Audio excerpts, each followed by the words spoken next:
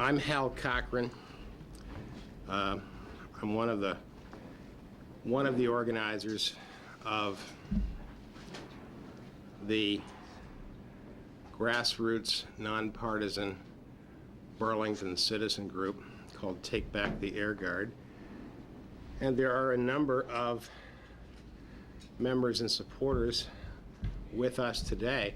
And I would very much like to just go around, starting with Jonathan, and have them introduce themselves. Is that okay? Please. I'm Jonathan Galloway. Danny Weiss. Doug Dunbevan. Matt Galloway. Rick Jassany.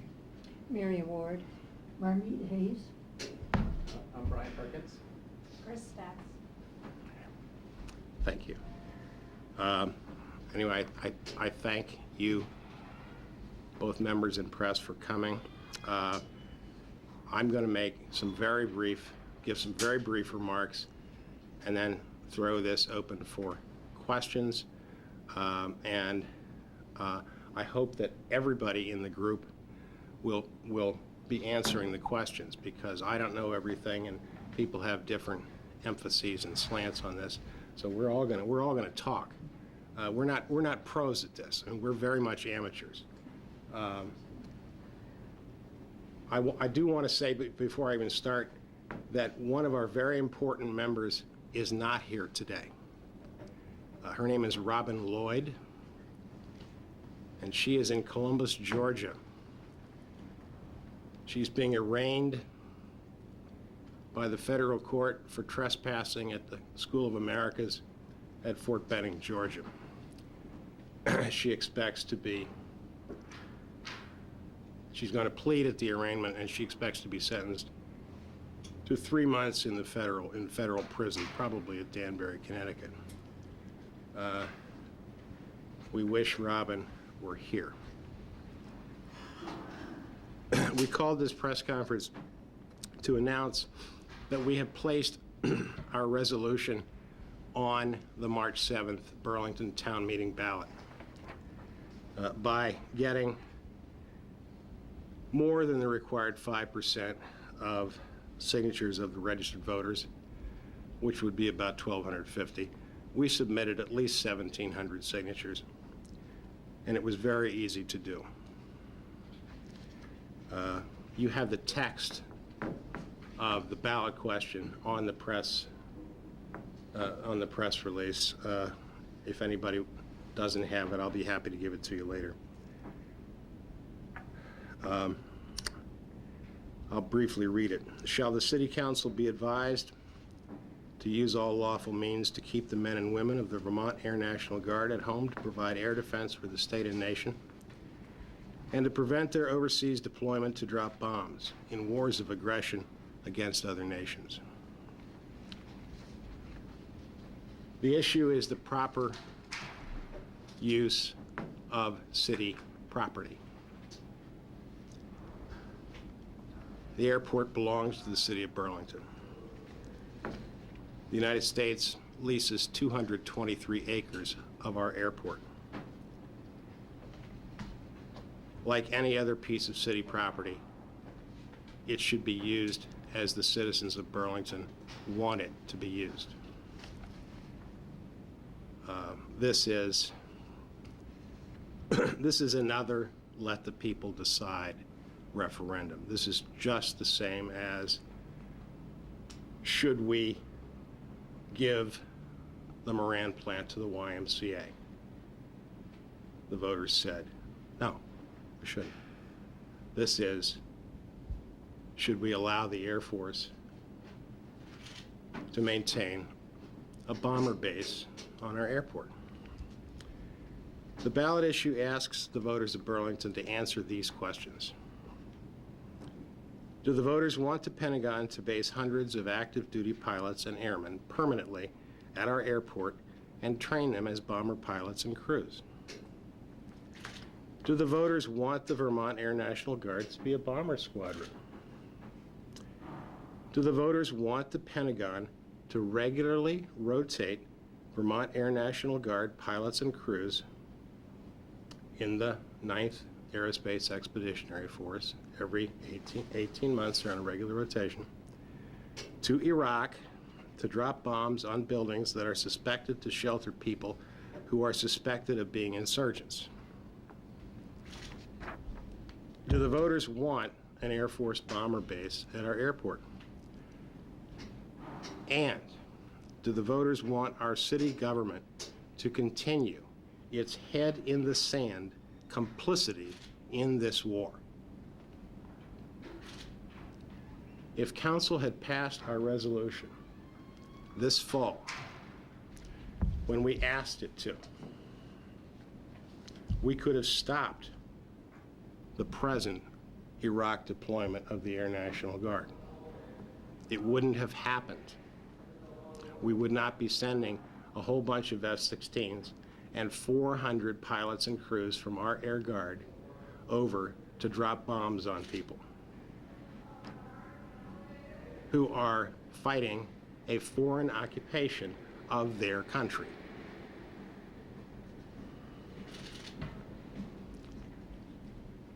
In October 2002, City Council passed and the mayor signed a resolution co-sponsored by Doug Dunbevan, who's with us today, who was then a councilor.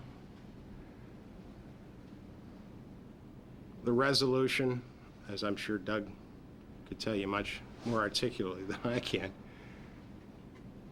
warned the United States not to invade Iraq. The resolution stated all the reasons why we should not invade Iraq,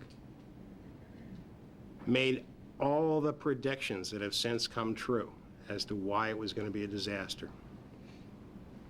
Who listened? A year ago, March 1, 2005, the voters of this city voted 65 to 35, stating, and it passed in every ward in the city, stating that we strongly support our troops, and we believe the best way to support our troops is to bring them home now. This is the next logical step. This is where we put our money where our mouth is. By the way, if any of you wants to actually investigate any of this to find out whether we have our facts straight and hopefully to extend our research, our files are open to you. You can have any document we have, any document we've collected, which goes to what the Air Force is doing at our airport. We'll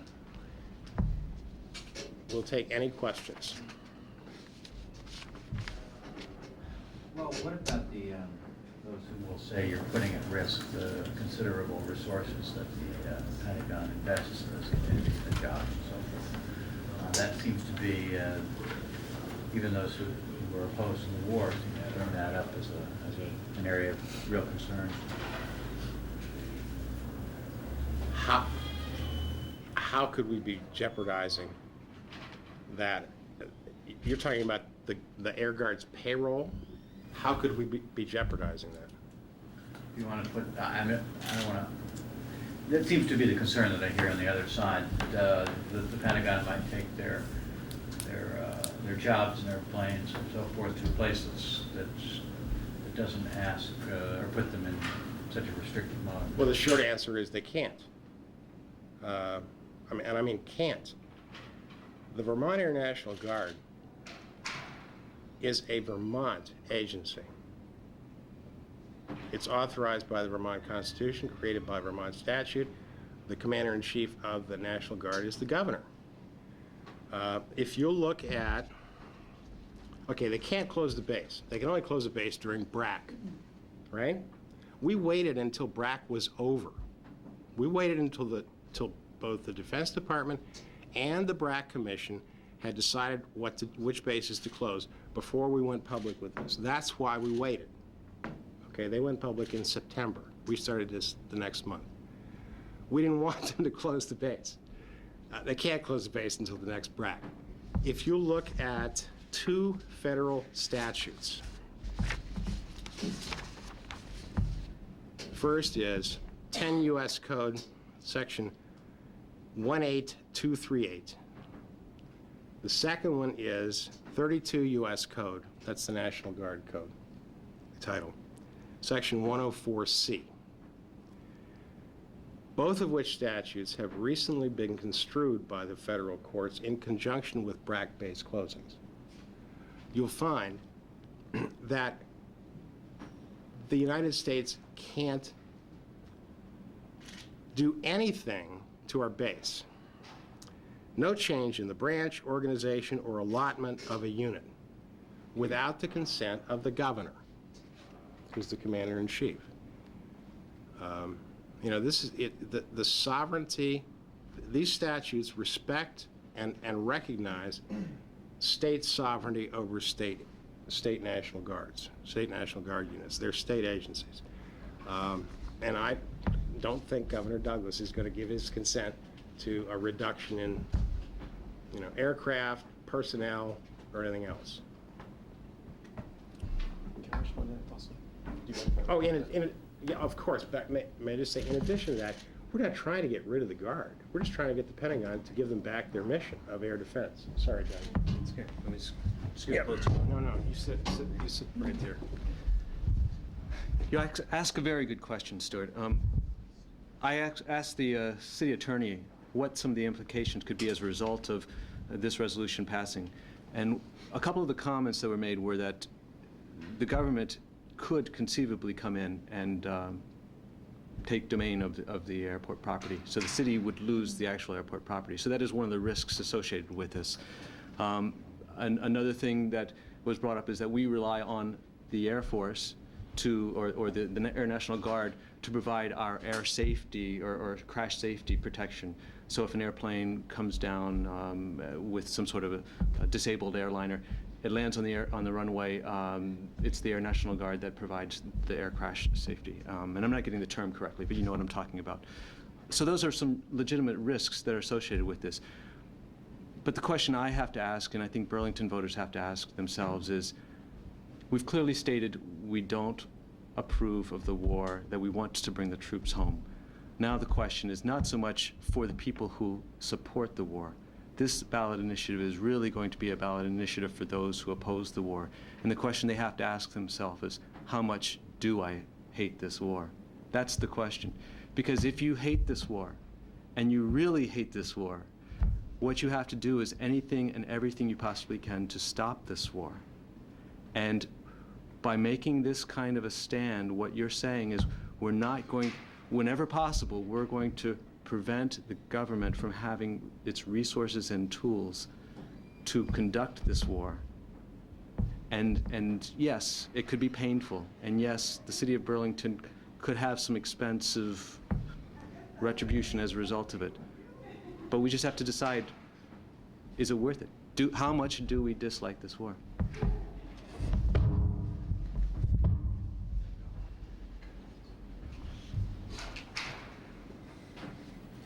Other questions? What would be the legal effect of this, if this were to pass?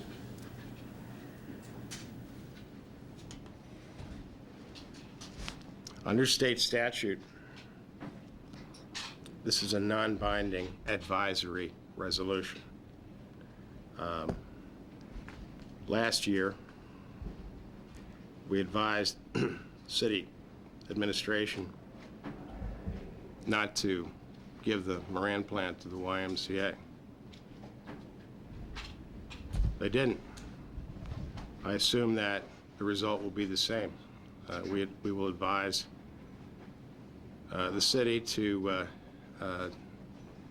use all lawful means to do what we've asked the city to do. And I have to assume that council, which has exclusive jurisdiction over the airport, will do just that. Last year, after the voters passed the resolution to bring the troops home, it was such an overwhelming margin. The year before, the city council and the mayor also adopted a resolution stating the city's opposition to the war. Have you approached, are there members of city council who have expressed support for this, and if not, why not? You'll have to ask them why not. we were unable to even find a sponsor for the council resolution. As to why not, please ask them. Anybody have anything to say about that? I do, actually, as a former city councilor, but I don't want to monopolize, so. I wish you would. Okay. I really wish you would. I think it's important. One of the proudest moments of my city council term was the time in which the city council passed its resolution opposing the unilateral offensive action that the U.S. government was going into Iraq with. Actually, what got me interested in this particular movement was when I learned that Mayor Clavel had refused to sign the petition. I also understood that none of the city councilors had wanted to sign the petition. And for me, I mean, I think it's easy for us to stand and pass resolutions, and I think it's easy for us to march in parades and protests. But as I mentioned before, it's sometimes when it gets painful, personally painful, financially painful, that's when you have to find out how much you really dislike this war. And I've been very disappointed that a city who takes great pride in being anti-war, who takes great pride in being progressive in its leadership, has failed to, when the rubber meets the road, really do what it should do, in my opinion. And I actually had this whole scenario was going to work out with these eggs, which I won't go into, but unless anyone's interested, I mean, I'd be happy to quickly explain what the eggs are for. What was fascinating is when I thought about this, Stuart was one of the people I was wondering if he'd be here today, and I was actually going to use him as a guinea pig. So the idea of these eggs is that prior to coming here, intelligence had given me some information saying that Stuart Ledbetter had a dozen of eggs, and he was going to start throwing them at me at any moment without me provoking him. And so I was bringing these so I could launch a preemptive strike against him, Stuart Ledbetter, and who's a reporter for Channel 5, for those who don't know who I'm referring to. And so I was going to start lobbing these at Stuart, right? Now, realizing that there might be some collateral damage, that some of you besides Stuart might have gotten hit. And what would have been intriguing to me is if indeed I had started lobbing them, I wondered how long it would take before somebody would take action to stop me. Like, what would you do? Would you come and take the eggs away from me? Would you try to pin me down and keep me from throwing these eggs at you? And it struck me that many people, I would think, would do anything they could to stop me from lobbing the eggs at them. And in a sense, that's what we're trying to do here, is saying, let's do anything that we can to stop what we find as an offensive war. And until Burlington voters are willing to do whatever it is they can to stop this illegal war, then this is the face of Burlington.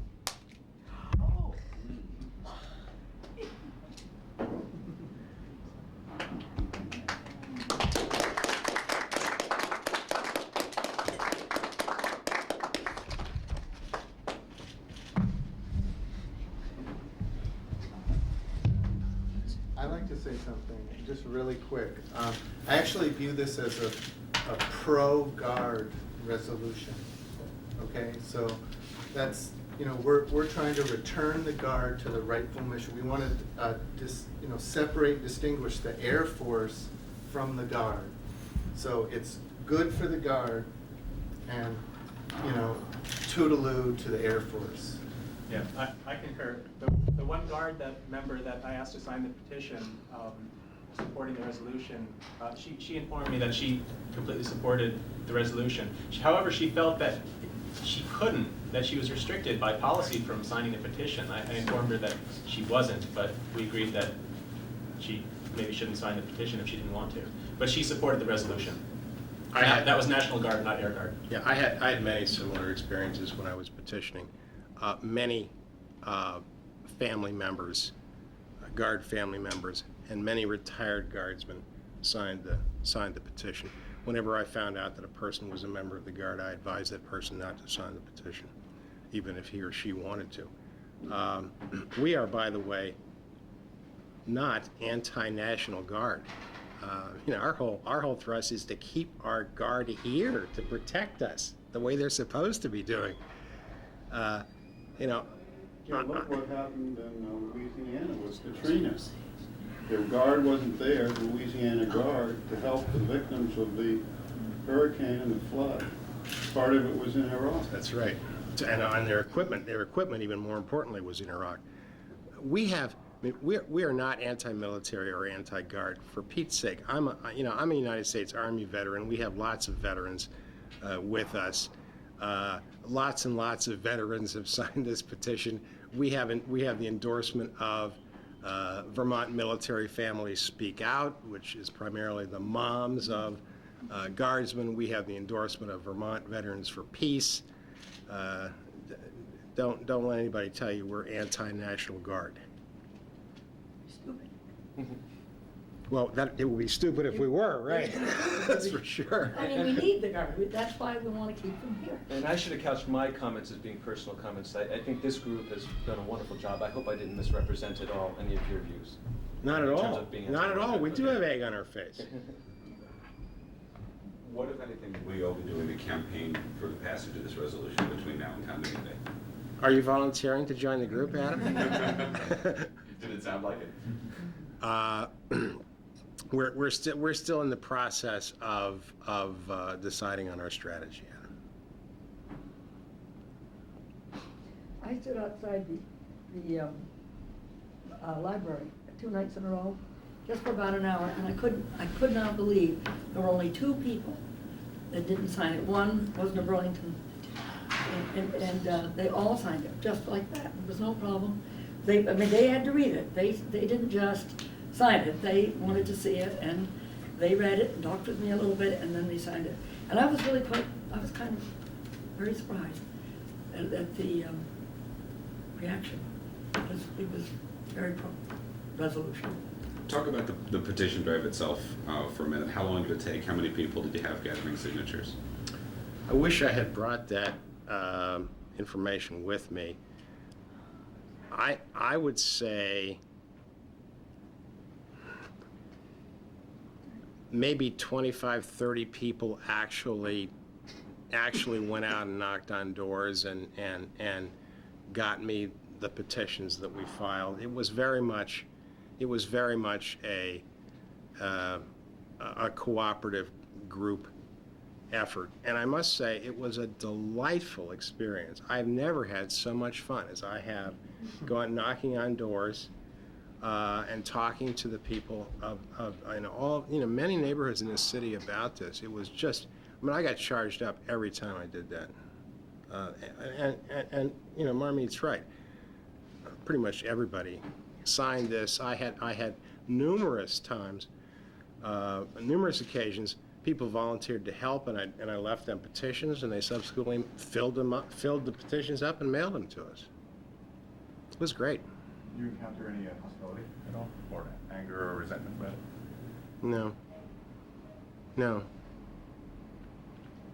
I encountered many people who wished they could sign that were not living in Burlington. Yes.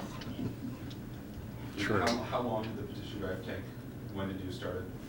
I think we started sometime in October, and we finished up middle of January. Have the petitions been certified? Is it official from the city? As official as anything can be. You'd have to ask Joe McNeil or Joe LaMarche about this, how official it is. But I know we're on the ballot, and I know Joe LaMarche has told us we're on the ballot. And whether there's any certification or something, I don't know. Yeah, I get, they usually go through and check the signatures and make sure. Oh yeah, they Legal. did. They did They've done that. that. They did that. To your knowledge, has there been a resolution similar to this elsewhere, either elsewhere in Vermont or around the country? I don't think there has been, but if anybody else knows, I think this is a first. I think it's a first nationally.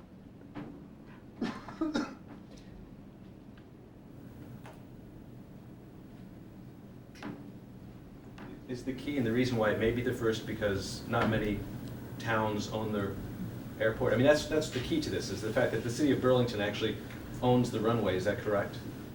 it owns the airport, it owns the runways, it owns the base, it owns everything, right? And I'm not sure how many other towns have that ability to do that. Maybe big cities, but. Well, how many towns are Burlington?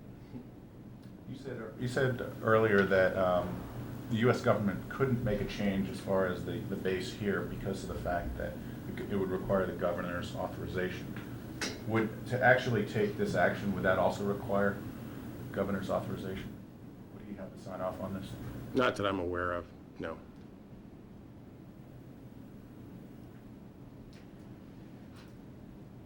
May I say something? Please, Miriam. You want to come sit here? Well, I'd like. Come sit here. Yeah, come watch the egg. Watch out for that. Yeah, sorry. The egg. It's on. Oh, no.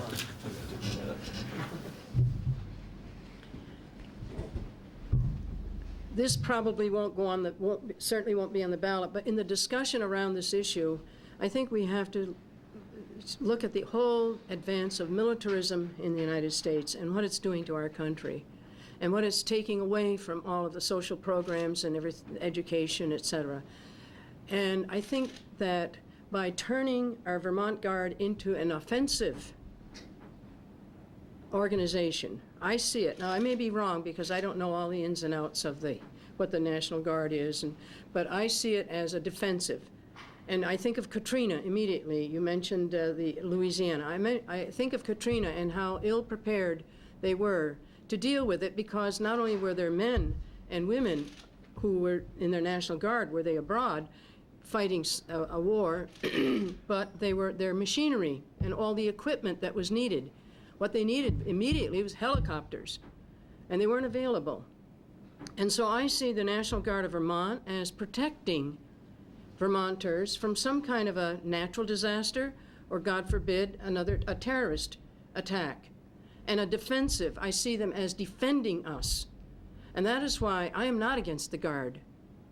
I am against this whole militarization of our society, and I see this movement of transforming them very subtly at times, but transforming our defensive Guard into an offensive organization. I see that as very dangerous, and therefore I see this, as Doug said, we're trying to find out what can we do. Some of us have stood for 4 years at the top of Church Street protesting the war, and sometimes we ask ourselves, why are we here? What effect, in other words, we know why we're there, but what effect are we having? Are we having any effect on anybody? We get a lot of toots and affirmations from people going by, roses dropped at our feet, $10 bills put in our hand once in a while to buy more signs and material for signs. We have affirmation from a lot of people, but we get very little coverage, if any. And the millions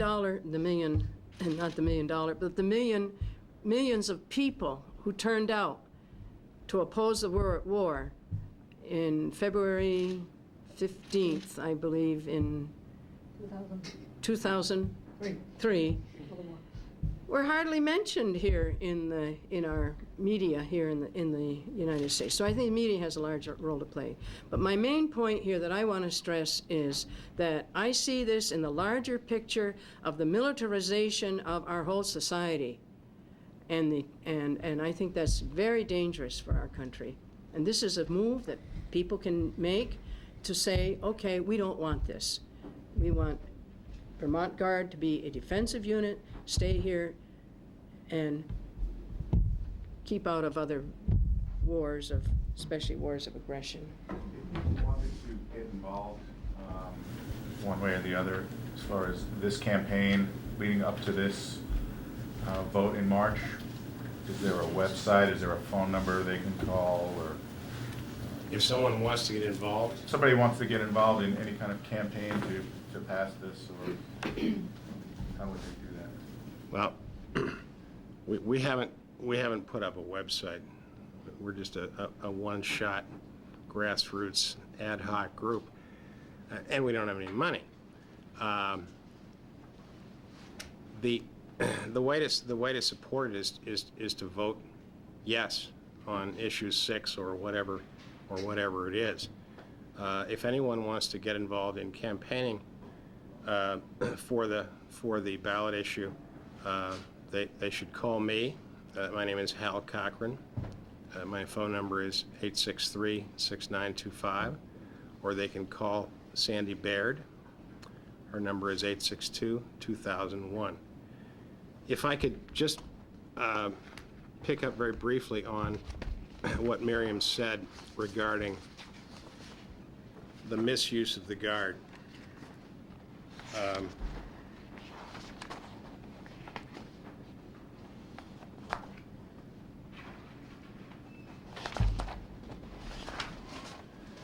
Yes.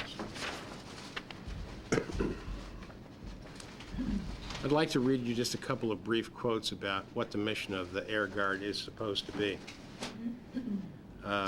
Here's Lieutenant General Daniel James III, Director of the Air National Guard.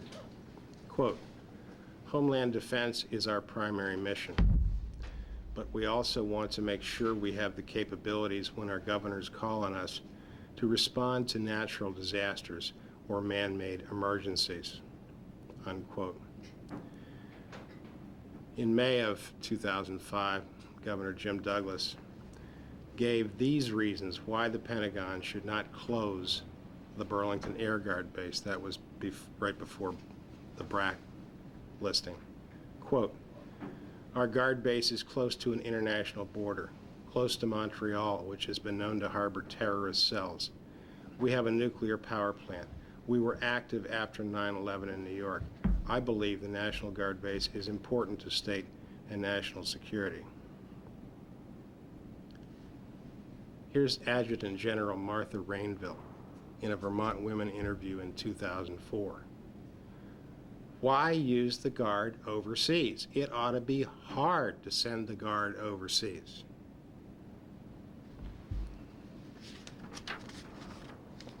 Did you hear anything about bombers in Iraq? This is the National Guard, folks. The Guard hasn't fought in a war since Korea, and they shouldn't be fighting in this one.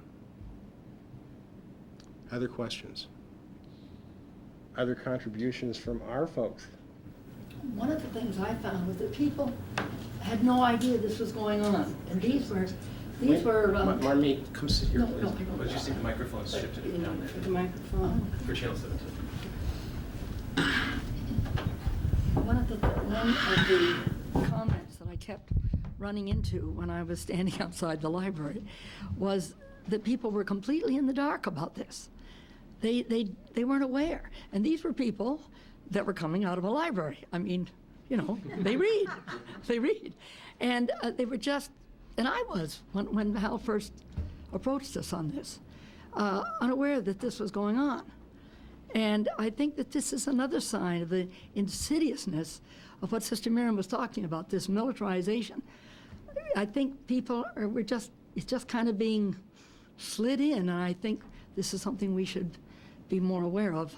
When you say And that watch this out is for. going on, you mean sending our this, bombers? well, this whole idea of militarization, more and more. I think a lot is going on that in this country regarding surveillance and everything that we aren't fully aware of. And that's what I found, that people were surprised by this. And they were taken aback. Will the resolution pass?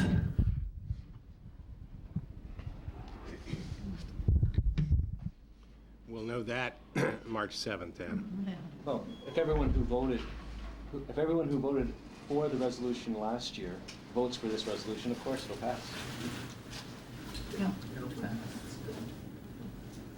Are you going to ask any of the mayoral candidates to state their position on this? We have yet to decide on our campaign strategy. We're not sure exactly how we're going to campaign for this and to what extent we're going to involve politicians. I predict they won't touch it with a 10-foot pole. They haven't thus far. We're going to have to tell them what to do. That's why this ballot issue. Other questions or things that? Thank you very much for coming. Thank you.